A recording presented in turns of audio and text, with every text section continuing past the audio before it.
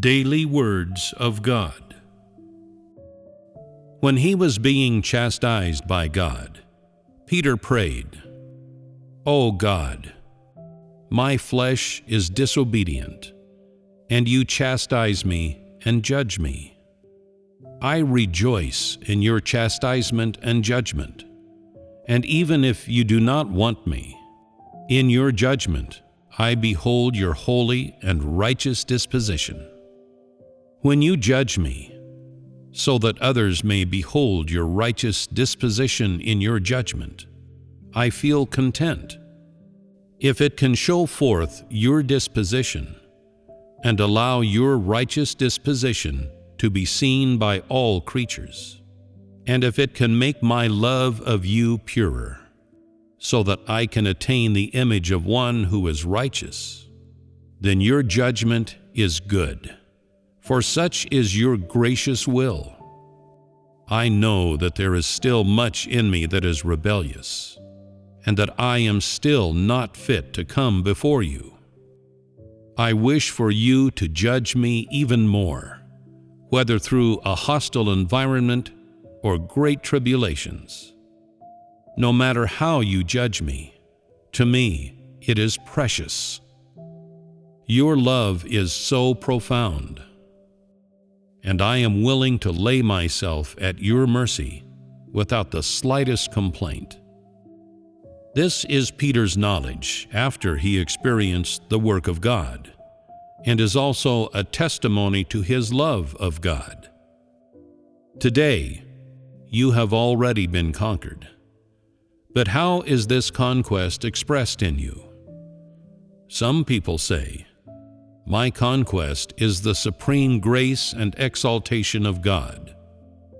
Only now do I realize that the life of man is hollow and without significance. Living is so pointless. I'd rather be dead. Though man spends their lives rushing about, producing and raising generation after generation of children, man is ultimately left with nothing. Today, only after being conquered by God, have I seen that there is no value to living in this way. It really is a meaningless life. We may as well die and be done with it. Can such people who have been conquered be gained by God? Can they become specimens and models? Such people are a lesson in passiveness. They have no aspirations, and do not strive to improve themselves. Even though they count as having been conquered, such passive people are incapable of being made perfect. At the near end of his life, after he had been made perfect, Peter said, "O God, if I were to live a few more years, I would wish to achieve a purer and deeper love of you." When he was about to be nailed to the cross, in his heart he prayed, "O God, your time has now arrived. The time you prepared for me has arrived. I must be crucified for you. I must bear this testimony to you, and I hope that my love can satisfy your requirements, and that it can become purer.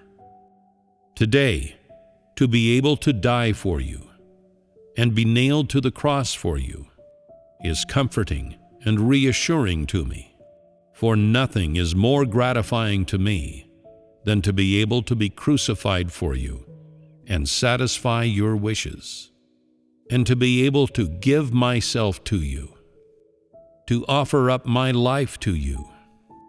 Oh God, you are so lovely. Were you to allow me to live, I would be even more willing to love you. As long as I am alive, I will love you. I wish to love you more deeply. You judge me and chastise me and try me because I am not righteous, because I have sinned. And your righteous disposition becomes more apparent to me. This is a blessing to me, for I am able to love you more deeply. And I am willing to love you in this way, even if you do not love me. I am willing to behold your righteous disposition, for this makes me more able to live out a life of meaning. I feel that my life now is more meaningful, for I am crucified for your sake, and it is meaningful to die for you. Yet still, I do not feel satisfied, for I know too little of you. I know that I cannot completely fulfill your wishes, and have repaid you too little. In my life, I have been incapable of returning my entirety to you. I am far from that. As I look back at this moment, I feel so indebted to you, and I have but this moment to make up for all of my mistakes and all the love that I have not repaid you.